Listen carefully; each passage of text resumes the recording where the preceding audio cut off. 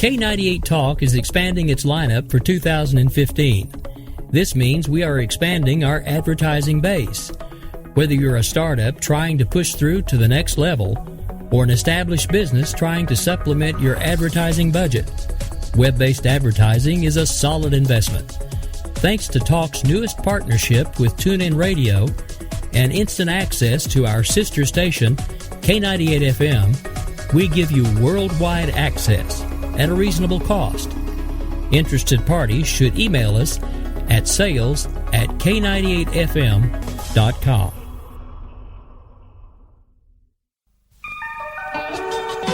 The staff of K98 Talk and the Spark Radio Network is proud to announce that our very own Rowdy Rick Robinson has been selected as one of the top conservative talk show hosts in the nation for his program America Off the Rails. Again, congratulations to Rowdy Rick Robinson for a job well done and another reason to stay connected to K98 Talk and the Spark Radio Network.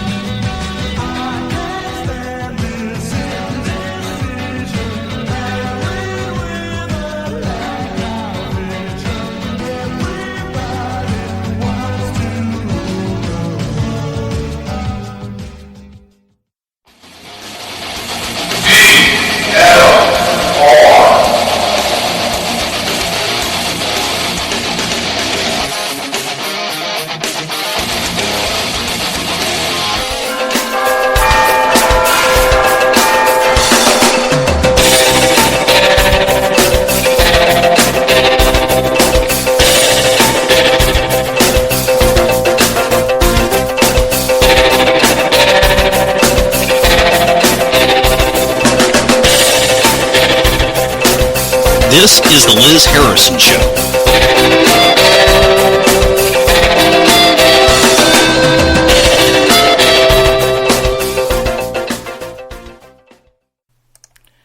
Good afternoon, folks. I'm Liz Harrison. Thank you for listening to Vigilant Liberty Radio, or if you're catching this on K98Talk.com, thanks for listening there.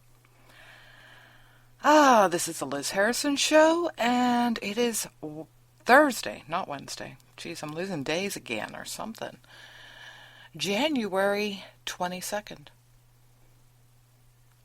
It's been a rough week. Well, in the sports world.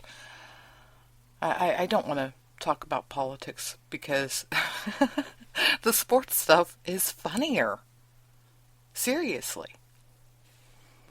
I'm enjoying it mostly because I don't like Roger Goodell. Of course, that's pretty much common, I suppose. I don't know very many people who actually do like the man.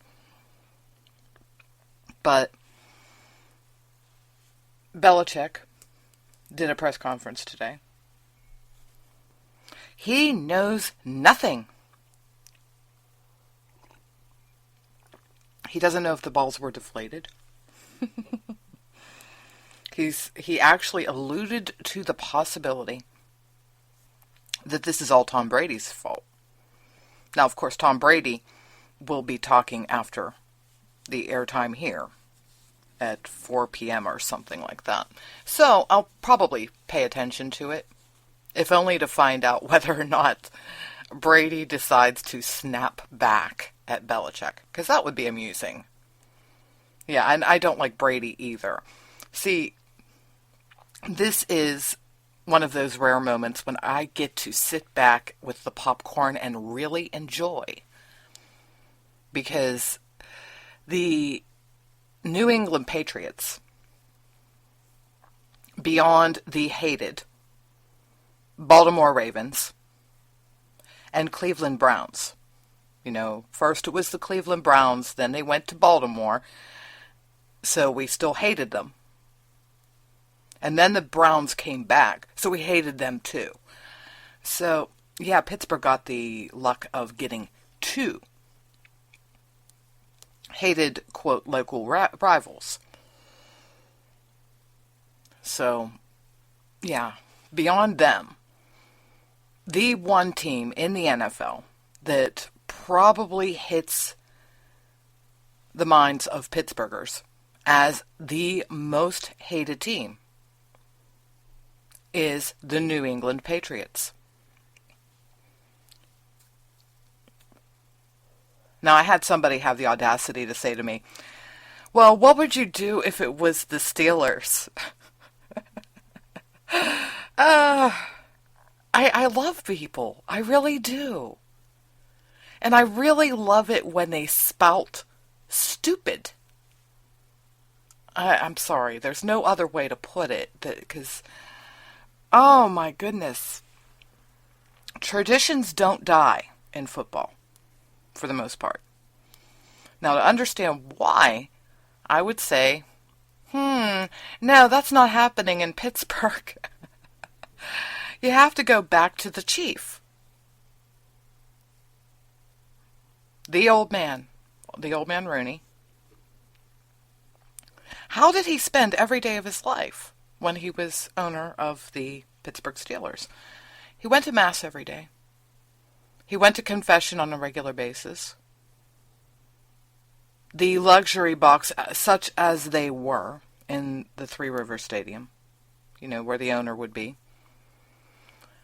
If you didn't see at least one priest or someone from the Catholic Church in there with him, it was shocking. That made news. There were priests in the locker room. Rooney would be one who would tell all these anti-religionists to suck it if they tried to tell him, no, you can't go and have prayer in the locker room. And Lord forbid that somebody complained about the concept of any of his players making a sign of the cross on the field. Oh, nope. Not happening. The old man would tell him where to go. No doubt in my mind.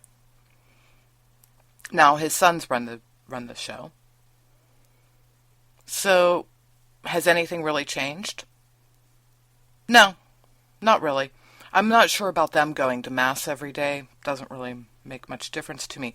They were raised by the chief.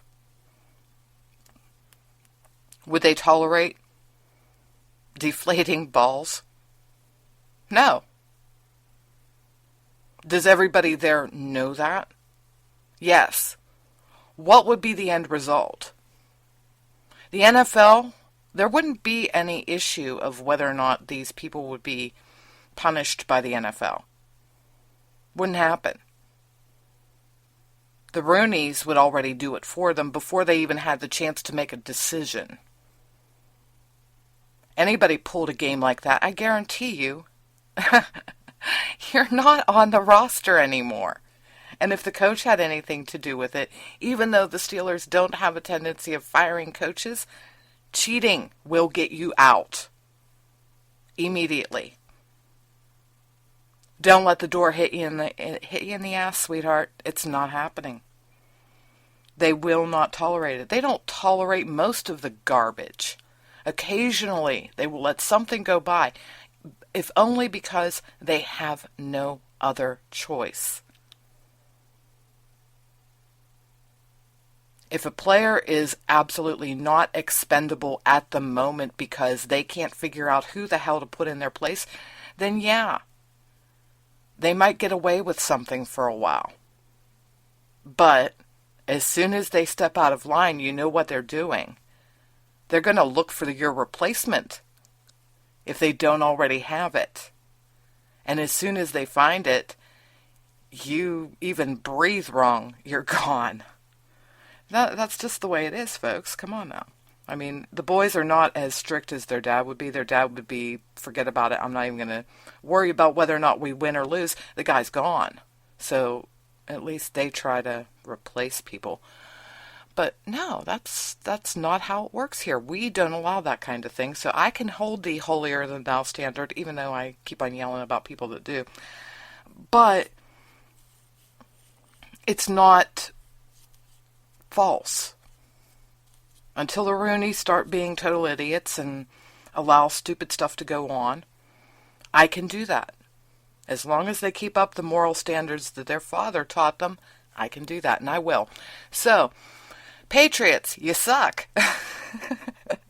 Your coach sucks. Wow. I mean, I knew that Belichick was a jerk. But to go and leave this on the head of his quarterback, really? Wow. That's terrible. Now, I'm going to replay the audio that I did yesterday. If only because I like it that much. You know, the air pump Cialis thing. Because it places it in a little bit of perspective, and, well, I get my jollies for the moment. And I have another bit of audio that has to do with this. And I think it will be a little bit more amusing if you get the commercial first. So, let's play the Cialis again, you know, because these men have their issues with deflated balls. You're on your way to the Super Bowl, but does your game still feel a bit flat? Cialis Inflatable helps fill your balls anytime the moment is right. Reach under center with confidence, knowing those balls are full and ready to grab. Before starting Cialis Inflatable, make sure your quarterback actually has balls to inflate. Do not play with deflated balls. Side effects may include inflated ego, swelling or painful sacks, loss of draft picks or hoodie sleeves, and hefty fines. Why let deflated balls hold you back? Give your balls that extra pump for the big game. Ask your equipment manager about Cialis Inflatable and stop f***ing cheating. All right. I'm sorry. That is just so funny. Because I, like most other people, I think we all hate the Cialis commercials by now. So, that's like a double bonus. You get to pick on the stupid Cialis crap.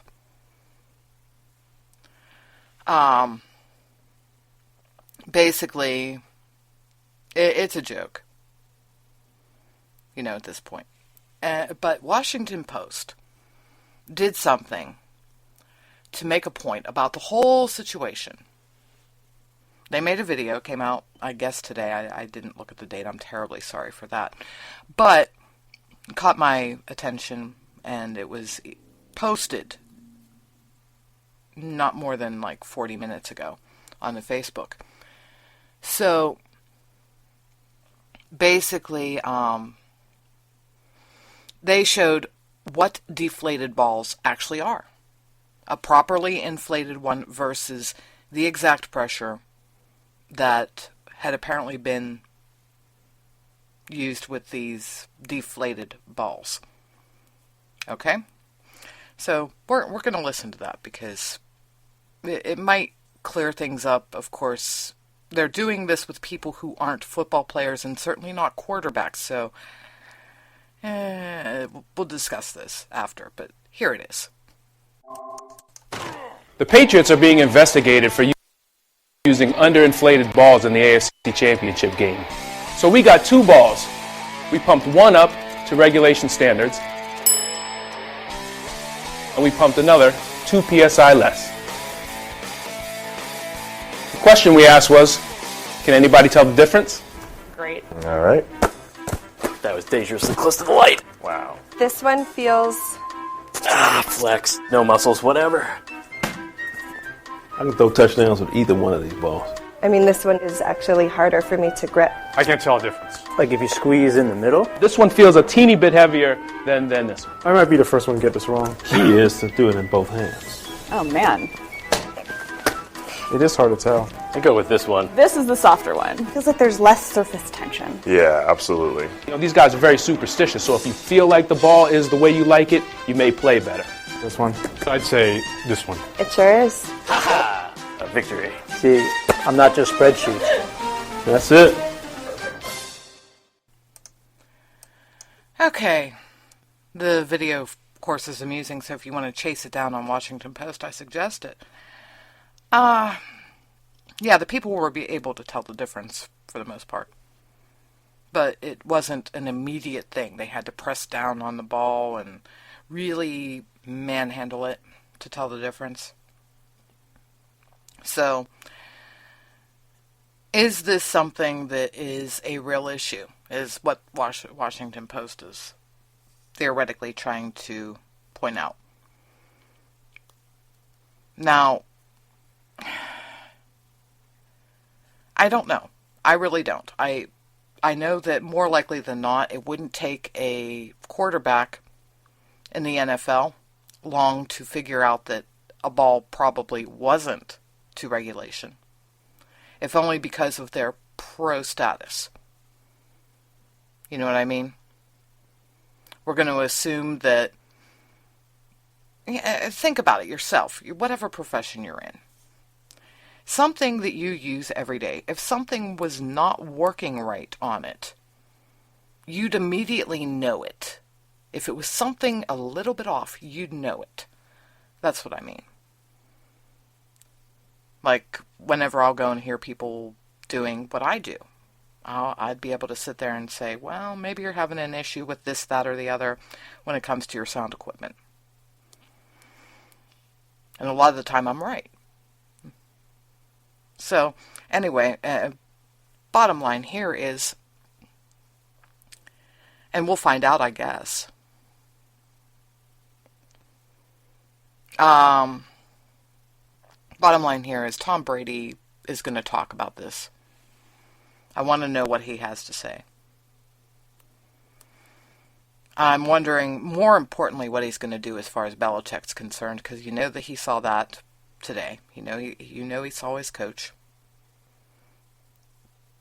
I'm hoping, really hoping, to see a fight of sorts, because it would be amusing. Now, personally, as far as Belichick is concerned, I don't care.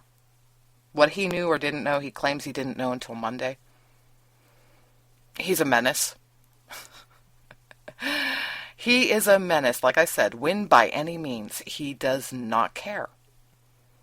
And I've said before, and I'll say it again, these people need to be held to a higher standard. We keep on forgetting the very basic rule. I mean, screw the damn bookkeepers or the bookies. Screw all of the betting lines and all of that. That's not your concern. Give me a break. No. This is what I get upset at Goodell for. He's worried about walking this fine line and not pissing off the owners and not pissing off the players, and I feel sorry for him. But he has a very easy thing to fall back on when it comes to making the hard decisions. And I'll be blunt, any asshole in the NFL, regardless of where they're coming from, whether they're a coach or a player, probably shouldn't be in the NFL if they come back fighting after him when he would say this.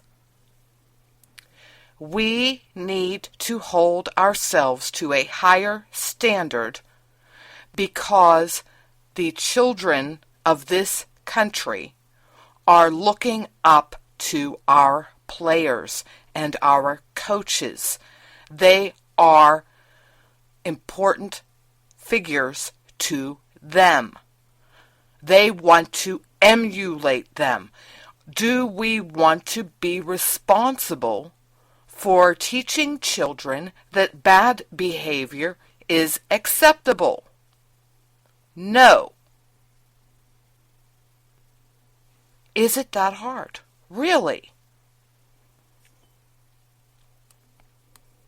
It's not about, there are times when it is about the money, but when it comes to things like this, it's not about the money.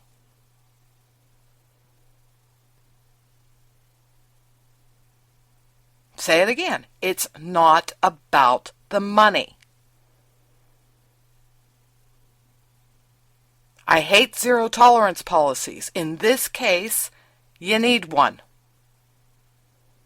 And it's not about the money.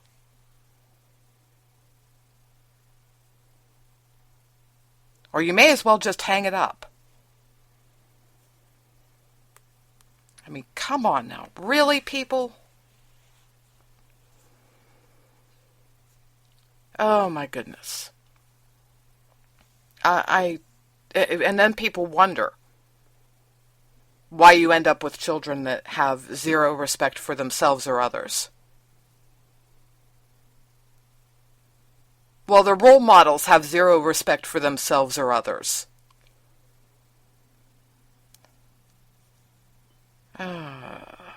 Well, let's see what Tom Brady has to say.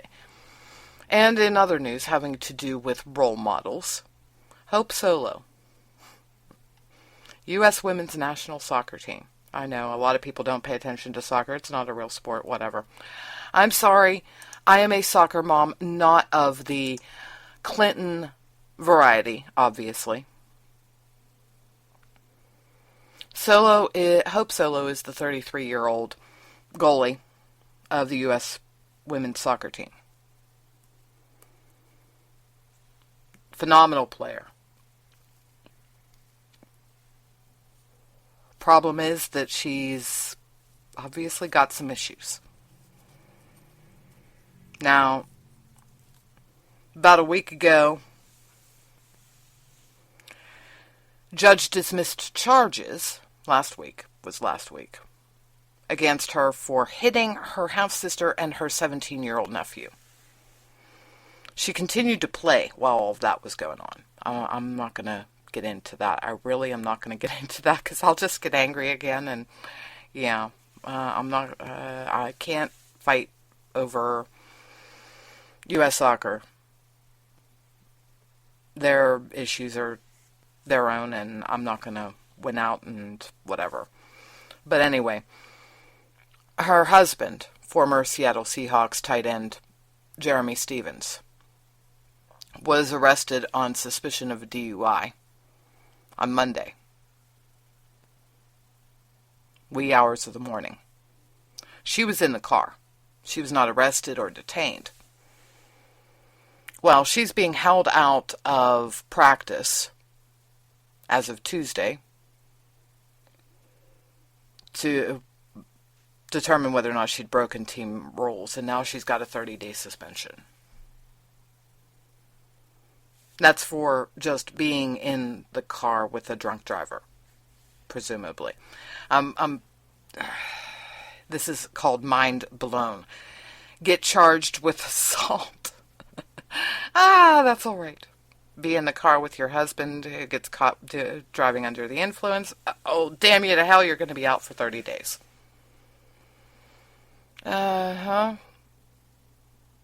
So, yeah, no, it's not just the NFL that has some issues determining what is bad behavior. And so that you understand, they dismissed the charges against her in the assault situation, not because they found that nothing happened. No, it was because of a lack of cooperation from the witnesses. Which presumably the witnesses would include her half-sister and her 17-year-old nephew. Yep. I give up. I totally do. It's just, no. I can't deal with this. I really wish that we could have people for our kids to look up to. I really do. But then this happens. Oh dear. Depressing. I didn't say I was going to talk about it. I'm going to talk about this instead because it might make me happier, although not really because I'm relatively annoyed. This is good. This is filed under I'm annoyed. Rush, the band from north of the border, Canada, is going out on tour. They announced their 34 cities throughout North America this summer. They're starting their tour on May 8th in Tulsa, Oklahoma. And this is the R40 Live Tour. It will highlight all 4 decades of the band's music. Why am I annoyed? Well, I go and read through the list. And I get to the Commonwealth of Pennsylvania. I'm not happy. They're going to Philly, not Pittsburgh. Really? Now, to be fair, and, you know, they announced this tour and everything, and it's going through August 1st. There's a possibility, as such things go, that due to fan outrage, input, and what have you, in the interim between now and the end of the tour, they may decide to, quote, extend it, which, by the way, has often happened in the past, or at least that's how it's happened previously. We've ended up with tour dates later in the season that theoretically weren't there at the beginning. So we may get Pittsburgh yet. I'm not holding my breath, of course. It's their 21st tour. Yeah, the guys are ancient. This is one of the first bands I ever went to see in concert, by the way. Would I go to it if they came to town? I don't know. So my outrage is tempered by the fact that more likely than not, I probably wouldn't end up there even if they did come to town, because I'm getting old, you know. They're old. They're much older than me. So I'm sitting here looking at them like, you're going to be on stage. I'm sitting here second guessing whether or not I would actually be out there watching you in the first place. And when they do come here, the cost for tickets where you actually have a legitimate seat, where you don't have to bring your own chair, you know, out on the lawn. Yeah, we have one of those type of places. It's ridiculous. It's absolutely ridiculous. I'm sorry. I don't understand. Well, no. I'll go back to I'm old. And also I'm spoiled, because quite a few times when I would actually go to concerts, I wouldn't pay. And it's not because I had some guy paying for my ticket. No, my parents had been in the music industry, sort of, kind of, at least on the local level. And also my mother was one of those people who arguably could have written a book, and she wished she had, on winning contests. You know, the radio things. Or even mail in and throw it in a bin with your name on it type deal. Yeah. So she would win stuff all the time. All of the time. And occasionally it would be concert tickets. But the vast majority of my record collection in vinyl shows why I would possibly end up going to concerts free of charge, and that is they all have little holes poked in them, or the covers, I mean, not the records themselves, that have little holes poked in them, that have the corner cut off, that have the little gold stamp on it, says promo only. Yeah, have a whole collection of it. Have Casey Kasem, I think, somewhere. The old 33 record, you know, the Casey Kasem show was syndicated. How did that happen? For those of you who didn't know how this happened, same deal for Rick Dees. The radio station would get record albums by courier in the mail, FedEx, whatever. They'd be express delivered to them each week to do the top 40. So how would that be on the airwaves? Well, they go and play this record. There would be some tech sitting in the booth playing this record. Some stations might not play it directly from the record and put it on, tape it and put it on the cart wall. But yeah, it would start out as a record. I have some of them somewhere. God knows where, because they aren't with the rest of my record collection. So, not odd that if I said I really wanted to go to a concert, I'd end up with the means to do so. Also not odd that instead of having a seat, I'd be backstage. But that wasn't the case with Rush, because none of how do I put this? None of the folks that actually would end up getting me in the situation where I could do this would be nice enough to go and give it to me for Rush because they knew it was one of my favorite bands. So they're like, we're going to make you go buy your own tickets. I was like, bastards. Hate those people. Oh, they're so mean to me. Anyway, I'm not in that position anymore. I don't really want to get myself into that position because it's not right. And I'm getting too damn old to do this stuff, and I don't want to pay close to $150 after taxes and entertainment fees and all of this other crap to go and see them in concert. And that's just one ticket, by the way, and that's not a good seat. So, I mean, I could see it if it was at least, not way, way back. No, I'm not spending that much money to be near the back of the crowd under the roof. Not happening. So, who knows? And they probably won't come to Pittsburgh anyway. So I'll end up catching it on video because, that's what will happen. They've always done it. It's the bottom of the hour. I will be back after this and we'll be talking a little bit about, the Pope. Because, stuff's getting weird. People are wondering what's going on. We're going to take a look at that. Be right back.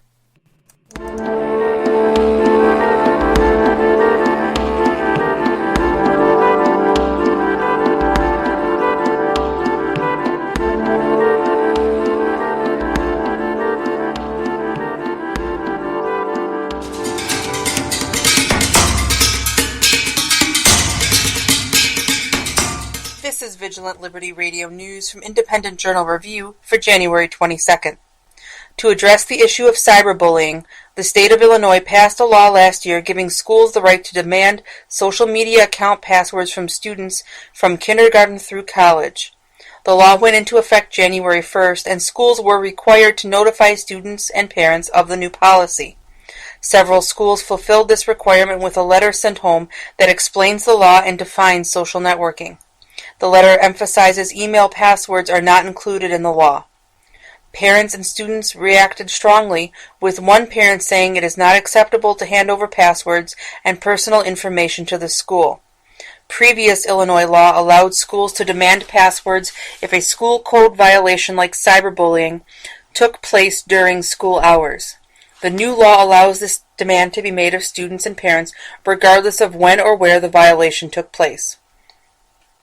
The FBI and Justice Department have completed their investigation of the actions of Ferguson, Missouri police officer Darren Wilson and are recommending the officer not be indicted on federal civil rights charges. Wilson shot Michael Brown in August of 2014 and was not indicted by a Ferguson grand jury late last year. Neither the FBI nor the Justice Department found evidence that was not already revealed in state and local investigations. While Wilson has been cleared of any wrongdoing, he has resigned from the force, and the federal government is still investigating the Ferguson Police Department. The FDA has finalized an Obamacare-mandated rule requiring restaurants display calorie information on their menus. There, however, appears to be confusion over what the FDA defines as a menu. Lynn Liddell, Executive Vice President for Domino's Pizza, said the rule is unworkable in its current form. Liddell notes the rule broadly defines what a menu is and can refer to any writing used by a customer to make an order selection at the time the customer is viewing the writing. This could mean flyers, newspapers, or signs in windows could be classified as menus. Pizza makers are also trying to figure out how they will display the vast number of calorie combinations on their materials. Domino's Pizza has a potential 34 million ingredient combinations, and its competitor Pizza Hut has 2 billion possible ingredient combinations. Meanwhile, limited studies show similar rules enacted in Pennsylvania and New York appear to be ineffective when it comes to changing consumer ordering habits. The rule goes into effect in December of this year, and the FDA says it will issue guidelines on compliance before then. And a Florida man was arrested Tuesday after he tackled and restrained another man who was illegally carrying a concealed weapon in a Florida Walmart store. 62-year-old Clarence Daniels had just walked into a Walmart when he was tackled by Michael Foster. Surveillance video shows Foster restraining Daniels with the help of other customers who take away Daniels' holstered firearm while Foster calls 911. Foster was arrested when police arrived and it was revealed Daniels had a concealed carry permit, something he yelled out while he was being restrained. Foster is being charged with 1 count of battery. This is Amy Curtis with your Vigilant Liberty Radio News from Independent Journal Review for January 22nd.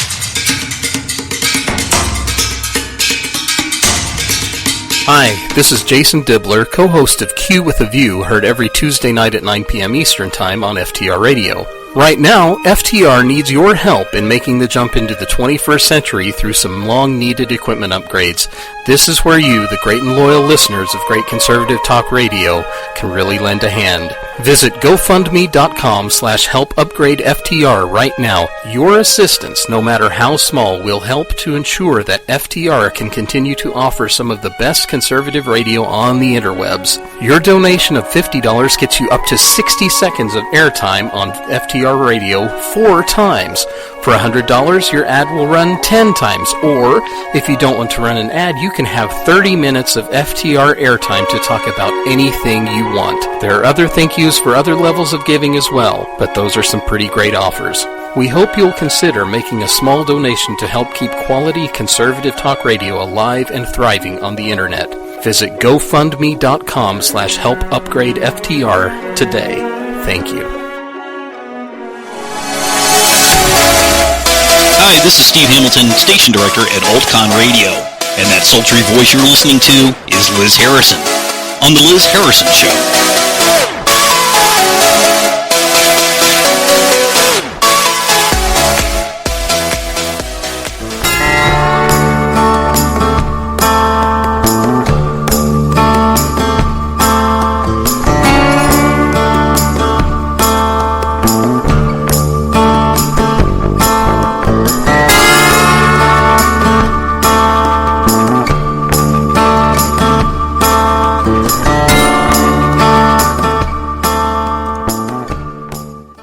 Back. Pope Francis. He's crossing the line lately, folks, on a regular basis. And the line I'm referring to is that fine line, particularly where the Catholic Church is concerned, between religion and governance, or politics, however you want to put it. Now, first, he came out with the statement about this isn't the first controversial statement, but one of the more recent ones. He came out with the statement about not disrespecting the faiths of others, comparing it with somebody disrespecting one's mother, that they might get a punch. And, of course, this caused great consternation, or confusion, or both. I'm still questioning it, honestly. And not as a matter of religious doctrine so much as it really wasn't necessary for him to do that. I understand he's a plain-speaking man. And I understand that people are having difficulties understanding that when he speaks, that is not a statement of doctrinal change in the Catholic Church. So, basically, what he's doing is he's trying to show that he's accessible to the public. At least I presume that's what it is. If he has a higher agenda and wants to get into the whole concept of revisiting church doctrine and possibly attempting to make some changes as we saw in Vatican II, I worry a little bit, more than a little bit. Especially if something like the statement about respecting other religions is part and parcel with that. Now, I'm not suggesting that the Catholic Church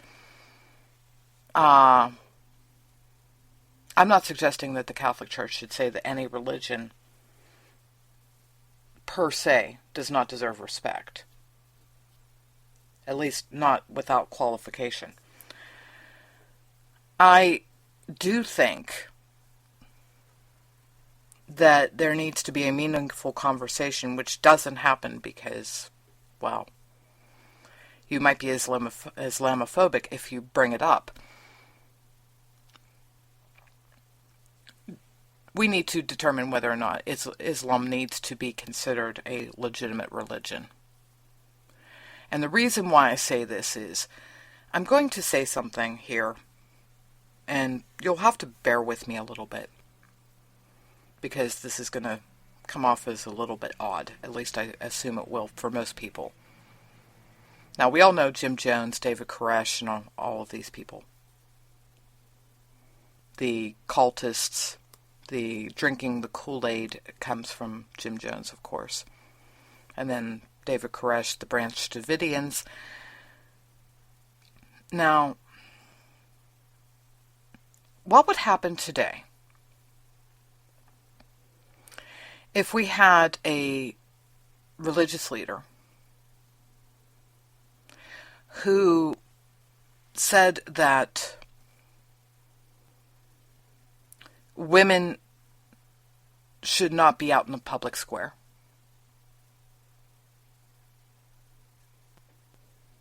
And I'm saying a brand new religion. Here, a brand new religion. You have this religious leader, and for the benefit of the, general population here in the U.S., let's say that this all started in, I don't know, why not Kentucky? It's in the backwoods of Kentucky. Women should not be out in public unless they're accompanied by a man.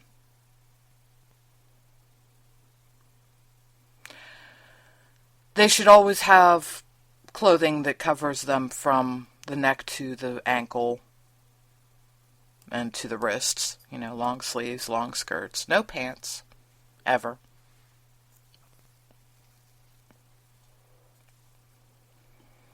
This guy is saying that God has a different name, gives God a different name. And that he's talking to him, and he's writing all this stuff down. But it's definitely God. His followers are ordered to collect up weapons, live in a compound, not unlike, David Koresh and the Branch Davidians. But he is God's voice on earth. And he says, if people don't believe what I say, they are wrong. We must teach them to believe me, because I am the one who knows God, as he renamed him. So we're going to start going out there and telling these other people about us. And if they don't agree to follow with us, we're going to kill them.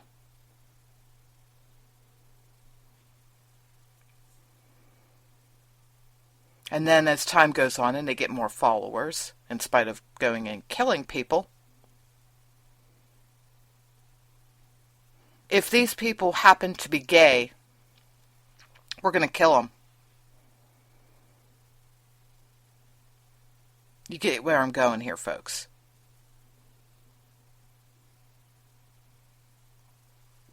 Everybody is sitting there letting all of this stuff pass by. The extremism. But it's all sitting in the books that these people follow. It's all right there. I mean, I know people have said there's violence in the Bible. But it names specific targets. And for the record, the vast majority are tribes that haven't existed in thousands of years. So the Bible's not telling Jews or Christians to go kill anyone. Now. It's historical accounts of times when Jews actually did, the Israelites actually did kill people. And yeah, sure, they're making it into the name of God, but it's not really saying. Their basic principle was the Israelites were told by God to do what you can to preserve your existence. You are God's chosen people. So if you have enemies out there, namely those tribes, why wouldn't God tell you to destroy them? Because you're God's chosen people.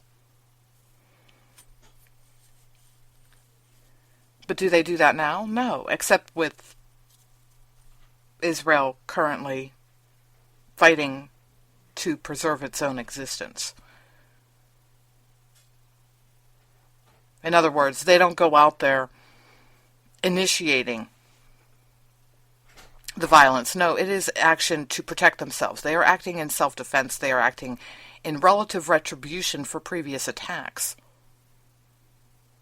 And I do say relative retribution, because bear in mind, we just had the headlines just the other day. A Palestinian illegally crossed the border from the West Bank and went on a bus and decided to stab people.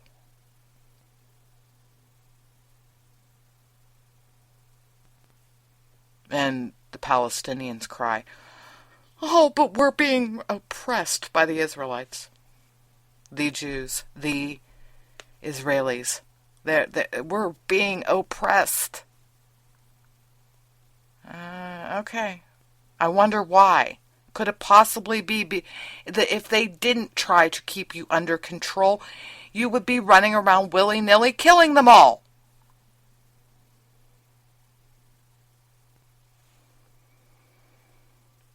Back to Islam. If this religion was being started today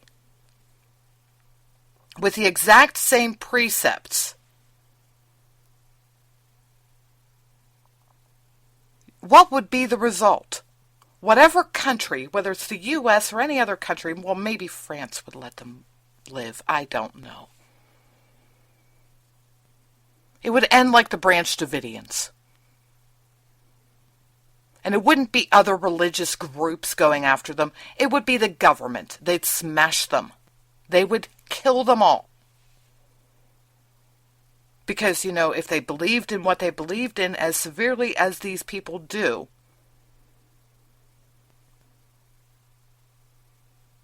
that's what would happen. That is my problem with saying we need to respect other religions. In the history of the Catholic Church, we have a lot of really horrible things that happened. The Church engaged in a lot of bloody war. Do they now? No. They have found a point of peace. The Pope is not a leader of an army anymore. At least not in the militaristic sense.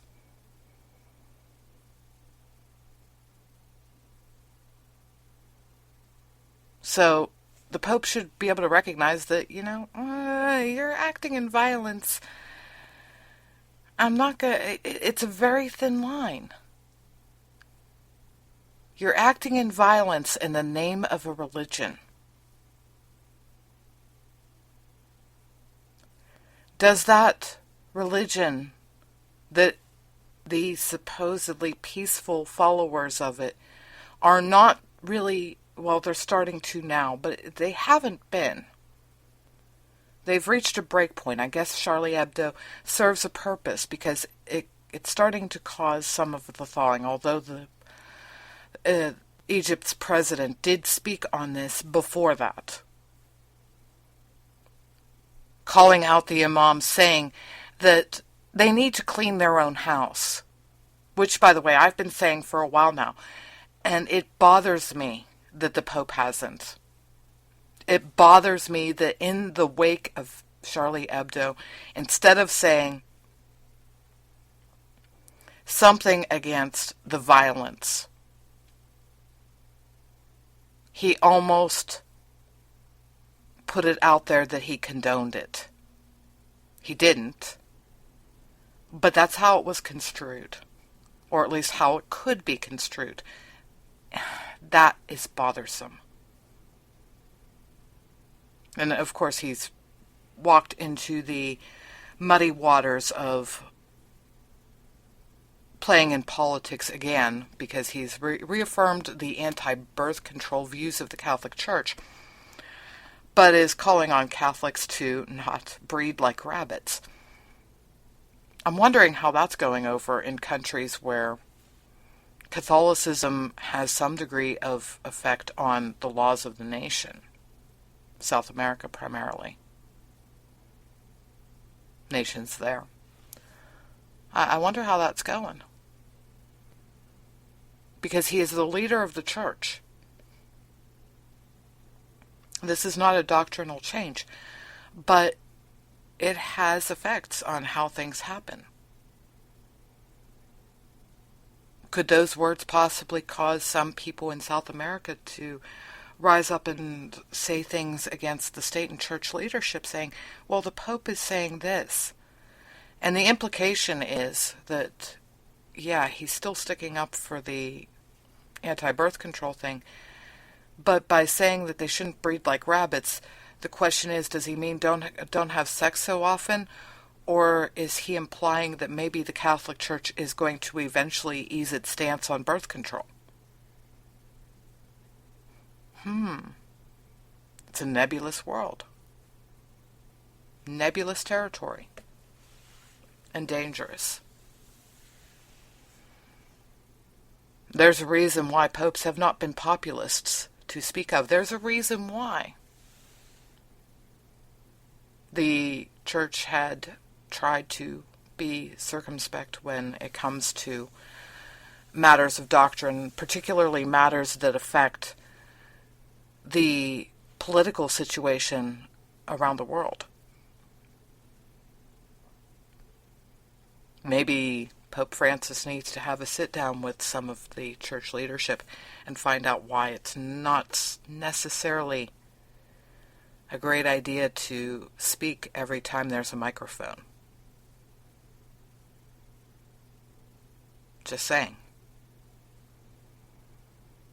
Very, very horrible things can start happening, and I hope that it doesn't. I really do. But no. You can't do it. You really can't. You are a leader that is followed way too severely to be playing these games. And I'm saying that, I'm no longer a member of the Catholic Church. I excommunicated myself many years ago. But I was raised Catholic. Went to Catholic school. So, anyway, onward and upward to other news. Something that is, well, I don't know. This point of closure, maybe. News out of Sandy Hook, Connecticut. Yeah, I moved from the Pope to Sandy Hook. Sorry, folks, but this just popped up, so at least on the Facebook. The Sandy Hook killer's home will be demolished. Newtown votes for this.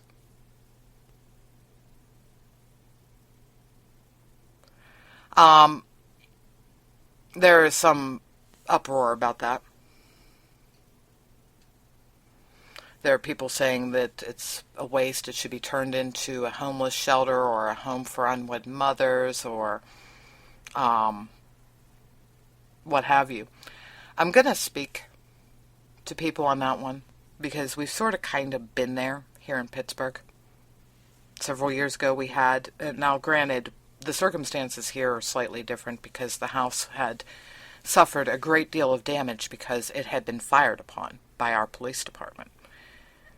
But we lost multiple officers in one day because of one person being holed up in a house heavily armed. That house was knocked down. And as I said, slightly different situation. The police did not go to the killer's home and shoot it up. But even if the house had not been damaged by the police firing on it, I guarantee you that the city of Pittsburgh would have pulled that building down. Now, I'm not sure if they were saying that they were going to do various things with it, and my bad that I did not look up to see exactly what has happened to that property. But just because you're tearing the house down doesn't mean that you couldn't do any of the things that you're talking about.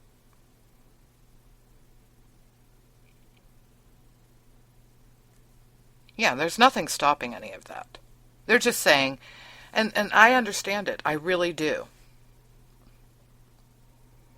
Because it's an emotional response to the situation. But if the state is going to take over that property, which probably more likely than not they will,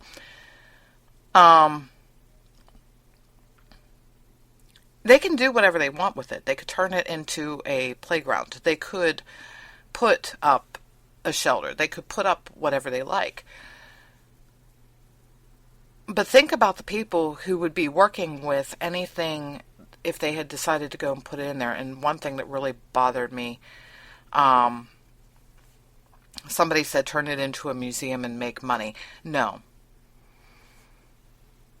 And the guiding principle behind destroying the house, by the way, is the same one that they had for destroying the school. They reduced the school to nothing. And it was highly secured and everything else because they did not want memorabilia. The contents are going to be incinerated so that there is no memorabilia. That is the news report. I don't blame them. I don't. I hope that they demolish it the same way that they did the school. Just utterly and completely destroy it. I understand. They have people saying it has nothing to do with the shooting. Yes, it does. It's where he lived. There are sick people out there. Sad but true. I mean, can you picture it, people? Think about it. Who wouldn't be surprised to go and find out? And if they tear this down and it's not done in a secure way, I hate to say this, but you might end up seeing on eBay piece of siding from Newtown shooter's house up for sale. And there's a market for it. Wrap your head around that for a moment. Think about it. Do you blame them? If the house stands, eventually they would not go and keep an eye on it as they have been. Nobody would want to live there. It's not going to go up for sale, so it's going to fall into disrepair. It'll be a blight. No righteous organization is going to want to call it their home. It's horrible. It has a horrible history. So yeah, knock it down. Build something else there. Do something good with the property. But don't leave evidence. I know they're saying, get rid of the evidence, erase all evidence. The evil empire surges forward. One of those truthers that sits there and says that it was a false flag, whatever. You know, one of the whack jobs that I regularly, when I find them, cut them off my Facebook. No. The despicable people out there that would turn parts of that building into things to sell on the interwebs. Yeah, no, that's wrong. It's wrong on so many levels. The easiest way to prevent that is to just flat out destroy it. Just saying. Anyway, it's about that time. Coming up at 2 p.m. if you're listening here on Vigilant Liberty Radio. The Right Mics is up. Gonna have fun old time there. Tonight, it's Thursday. The Politi-Nerds are back. or at least I assume they are. I know that the recording was done. So, one of our original podcasts, Jazz Shaw, Doug Mataconis, that will come out this evening, 9 p.m. Eastern. 10 p.m. Eastern, Dustin Hoyt, America Our Way, coming to you from the great state of Texas. And tonight at 11 p.m., the simulcast with From the Right Radio, The Right War. I will be back on the airwaves with Taylor, and it is FreedomWorks Thursday, so there must be pie, Jason Pie from FreedomWorks. Catch you all later. Have a good afternoon.